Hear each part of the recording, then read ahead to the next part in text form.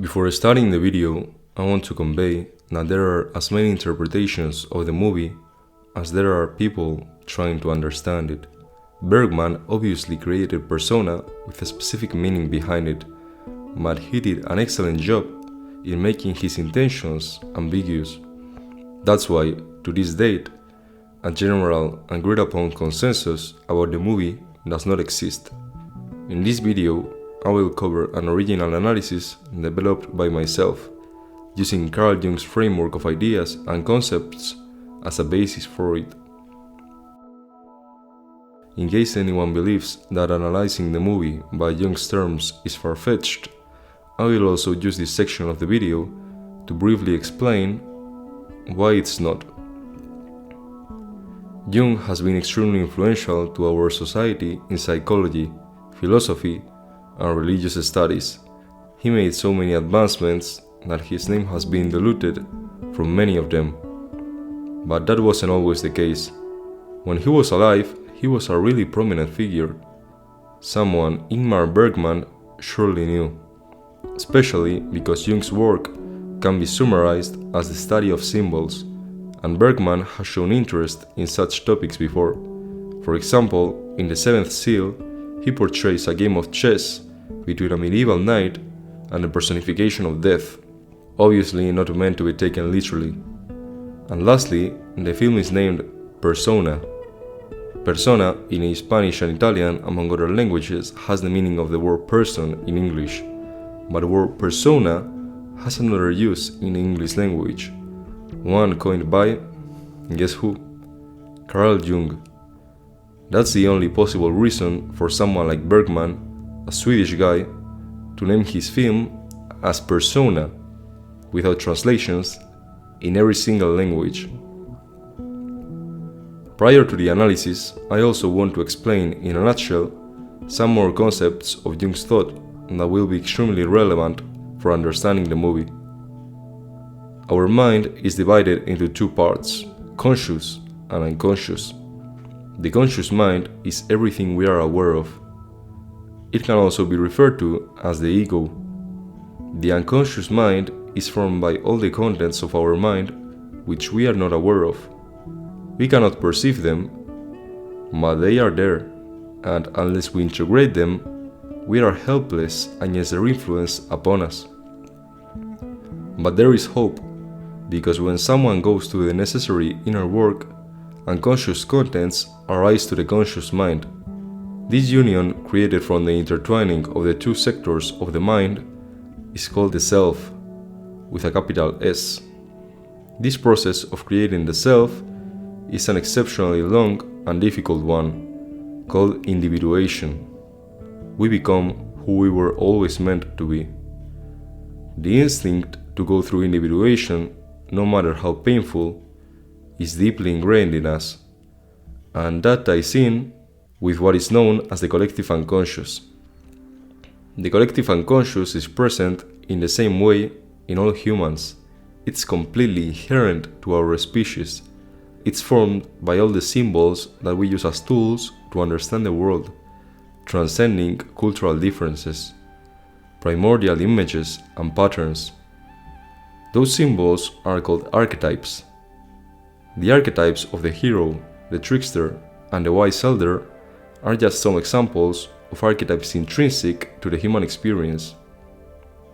Another important concept is the persona. It's basically the image that we, as the ego, the conscious mind, decide to give of ourselves to the external world, and it's also the concept the film was named after. Exaggerating a bit, one could say that the persona is not who one really is, but rather what one and others think one is. So, without further ado, let's start the analysis of Ingmar Bergman's Persona. The first 5-ish minutes of the movie consist of a sequence of weird videos and sounds, seemingly unrelated to the movie. But as you could expect, this section of the movie is everything but random. It's carefully crafted and deserves to be dissected. The film starts with music that keeps ascending. It's intense, and really distressing. It just feels wrong. We see a cinema projector, which could tie with the theme of Jung's persona, often described as an actor's mask. We also see a countdown. If you feel out watching this, it's because that's exactly the intention. The countdown does not start at 10, it does at 11, and some of the numbers are upside down, and an erect penis is flashed after the number 7. After that, we are introduced to an animation of a kid playing, followed by numerous symbolic images. Infantile hands playing with each other, a man dressed as a vampire and another dressed as a skeleton scaring a man in his pajamas. Just as it happened with the countdown, this scene is also uncomfortable to watch. The feeling you get is some sort of subliminal unease, similar to that season 3 SpongeBob episode where a man dressed as a gorilla attacked him. We also see a spider. A sheep execution with an unsettling focus on the dying animal's eyes. Then its internal organs are picked up. A hammer drives a nail into a hand. The hand slows down until it completely stops moving. Backlit shots of feet and hands, a forest covered in snow, a spiked fence, dirt and snow. We then appreciate shots of an old woman's face, a young teen lying down with a sheet, and a middle-aged man. All shots have the same white background, suggesting a relation between the characters. This movie is not meant to be taken literally. We are exploring someone's mind. Everything we are shown is a symbolic representation of a mental process. We hear a ring sound. The old woman and the boy wake up. The boy tries to cover his face with a sheet, the same one he had, but after doing so, he can't cover his feet. I am sure everyone has experienced this, and therefore knows how much uncomfort there is in just that situation. Again, they are trying to stir up those feelings in us. The boy tries to reach a blurry image of a face with his hand. The blurry image starts to transition from one face to another. We don't know yet, but the faces are Alma's and Elizabeth's, the movie's main characters. We are then introduced to a quick stream of images, tree branches, sea water, and what could be read as neurons, among others. And this is the end of the first segment of Persona. The succession of symbols and unsettling imagery was meant to signify how we were entering in the kingdom of archetypes, one in which the unconscious mind is more powerful, and how this will not be a pleasing experience for the conscience, the ego. The film starts with an actress called Elizabeth Bogler. She was performing Electra, and in the midst of doing so, she suddenly went quiet, and after a minute of silence, she bursted out laughing. It's interesting to remark how there is a phenomenon proposed by Jung called the Electra complex. There is not a single detail lacking meaning in this movie. Elizabeth is one of the two main characters, and her silence is the catalyst of the movie's events. After that performance of Electra, she maintained her silence, never speaking a word again. Later in the hospital, the doctor in charge of Elizabeth's treatment decides to send her to a house by the coast with one of the hospital nurses, Alma. An unusual treatment, but she knows that Elizabeth's condition is unusual as well. Now that we have an overview of the movie and its characters, I can introduce my interpretation. Alma, Elizabeth, and the Doctor are all representations of segments of a certain woman's mind. From now on, this individual will be referred to as the woman. Alma is the ego, while Elizabeth is the unconscious mind. Alma is the one who tries to protect the woman's identity and secrets, creating her persona. Elizabeth is in a rebellious state.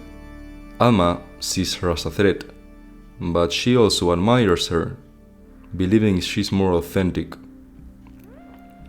The Doctor is also an unconscious force, but a different one than Elizabeth.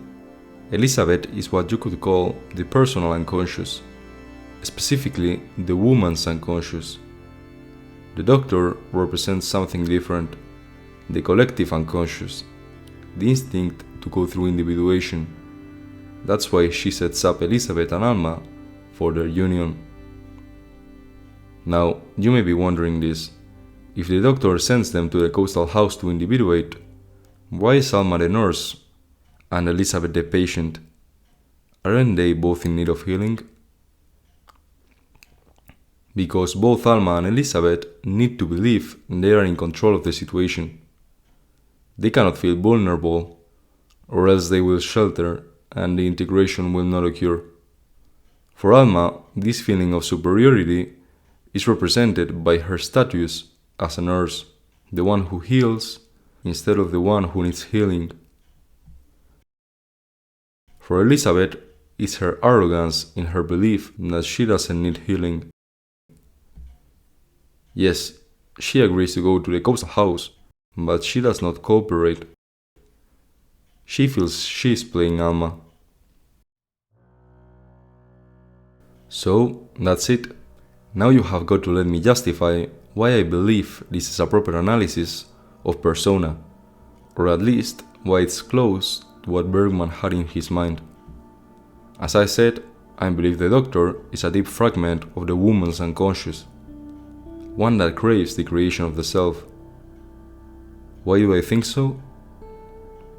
Because unlike Alma at this stage, who is only carried away by Elizabeth's charm, the Doctor really understands the actress.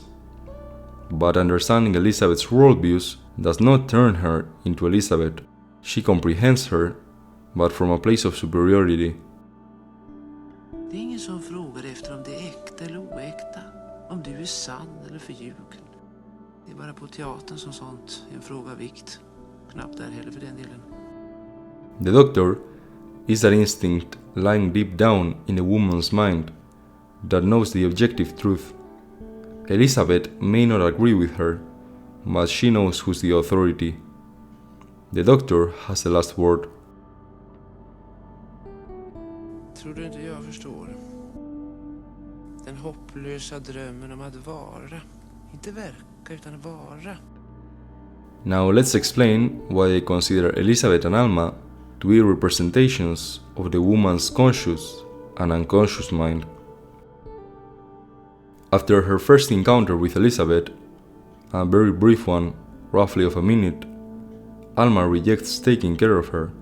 She argues that Elizabeth Bogler is someone, quote-unquote, more experienced in life, and thus she wasn't suitable to treat her.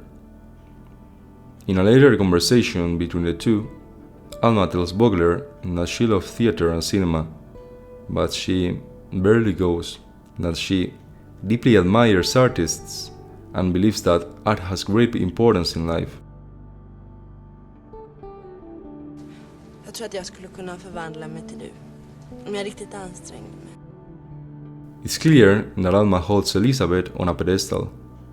Alma being the representation of the ego and the persona of the woman, she believes she hasn't become who she was meant to be.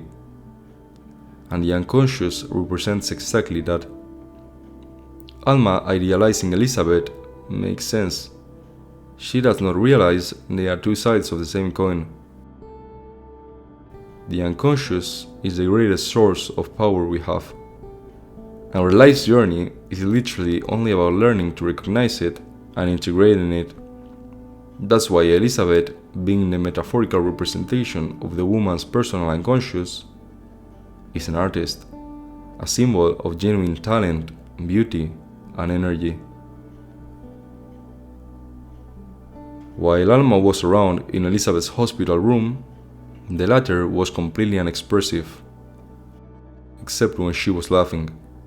Then, once Alma leaves, she makes prolonged eye contact with the camera. All the while, the scene's lighting starts drastically decreasing. And once that transition ends, she starts crying, finally revealing her emotions. What does this mean? The unconscious, by definition, is what we don't know, and we fear what we don't know. Darkness, therefore, is logically a subliminal metaphor of the unconscious. Elizabeth's emotions are only perceptible in the unconscious. After they spend some weeks in a coastal house, the movie narrator says that being near the water produces a favorable effect in Elizabeth. Large bodies of water, like oceans, are one of the main symbols that represent the archetype of the unconscious. But the justifications go farther than this. Much farther. Elizabeth has a bad relationship with her son. When Alma showed her a photo of her kid, she broke it. She does not love him, but the boy adores her. Alma had an abortion after being unfaithful to her husband in an orgy on the beach with a young man she didn't know. This event traumatized her. Wondering how one thing relates to the other? Just wait a couple of minutes.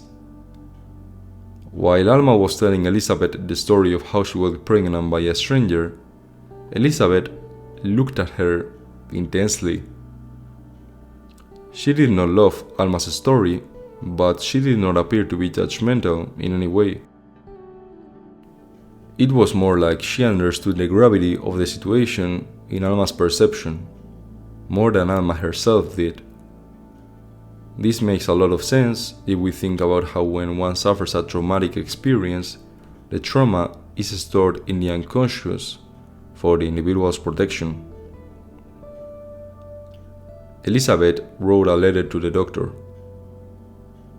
Alma was going out and offered to take the letter. In the car, she noticed it was enclosed and felt tempted to read it. She could not believe it, because Elizabeth had written about how she was quote-unquote studying Alma and revealed the latter's miscarriage secret. Alma got extremely angry at Elizabeth, so far as to purposefully put shattered glass in a section of the floor where she knew Elizabeth would step. After Elizabeth steps on the shattered glass, we see white imagery again.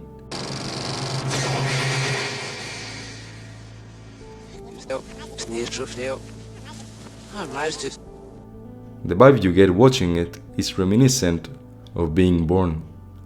You wake up in a hospital and you are tired. The whole world knows what's going on, except you. That sequence is followed by some unsettling ones, some of them being the ones shown at the beginning. But why does this appear at this time? Alma fears that Elizabeth will expose her, and she feels all of these traumatic emotions she had thought she was never going to feel again. Because Alma is the ego. She's the one who deals with the outside. She's the one who carefully developed a persona. She fears the unconscious because it has got a different agenda. She has secrets, traumas, like everyone, and she can help but think she will be unlovable if they are exposed. And now her suspicions have been confirmed. Elizabeth was indeed trying to expose her. She feels helpless again, in the defensive, hence the imagery. Elizabeth does not really love her son, nor her husband. She left them without looking back, not even checking up on their well-being. Alma always criticized her passive-aggressively about this, and always talked about how much she loves her husband, Carl Jung. But as we know, Elizabeth and Alma are two pieces of the same woman, and thus each trait of one is present on the other. She may not want to recognize it, but all the attributes of Elizabeth she criticizes are hers too. They are both caught up in the same ruminations.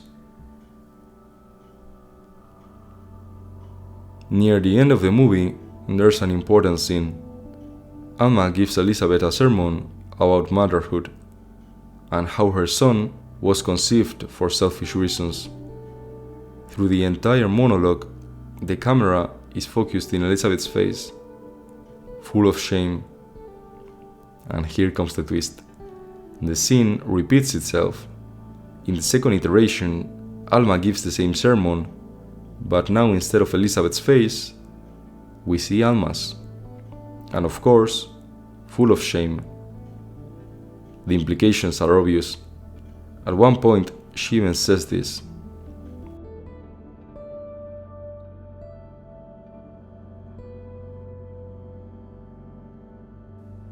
Nej! Jag är syster Alma, jag är bara här för att hjälpa dig. Jag är inte Elisabeth Fågler. Du är Elisabeth Fågler. Jag vill gärna ha... Jag älskar... Jag har inte...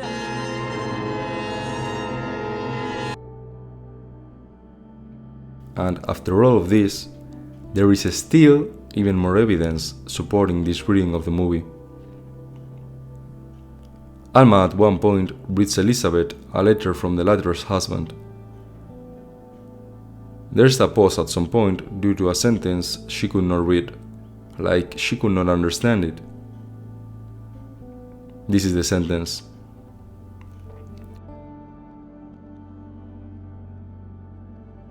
Du har lärt mig... Jag kan inte se vad det står. Du har lärt... Jo, nu ser jag. Du har lärt mig att vi måste se på varandra som om vi vore två ängsliga barn, uppfyllda av god vilja och de bästa föresatser. As you can appreciate, it's charged with symbolism. She cannot understand it because, as we have previously stated, she is the ego, and she cannot avoid feeling like she's broken. She thinks she has failed to be as she was meant to be. That's why she cannot understand the concept of a joyful kid, full of goodwill. Because that's a metaphor of what she feels she's not. At one point, Elizabeth's husband visits them in a coastal house without permission. Alma hears some sounds and, fearing there's a possible intruder, finds Elizabeth's husband. He was looking for his wife to try to reconcile. The thing is, he mistakes Alma for Elizabeth, and it does not matter how many times Alma says she's not his wife. Elizabeth even arrives at the scene, stands alongside Alma, and her husband cannot tell what's happening. He even ends up making love with Alma. If this film wasn't meant to be read as a metaphor, what sense does this scene make? What's even more interesting is what happens after the encounter with Elizabeth's husband. The two women go back to acting as two different beings. This, in my opinion, makes my interpretation even more plausible. When interacting with an outside entity, they of course are the same, but when alone, they are different. They may belong to the same whole, but they are different parts of it. But it will not be that way forever, because as time passes in the coastal house, the individuation advances. They slowly fuse. But progress isn't linear, especially the mental one. After every milestone, there is a pushback. That's why they were almost the same when interacting with Elizabeth's husband, just for them to step back after realizing what had happened. And if anyone still does not believe that the process of individuation was happening in the ghostal house, let me refer you to the letter Elizabeth wrote to the doctor. Yes, the same one in which she mentioned Alma's miscarriage. She also said this.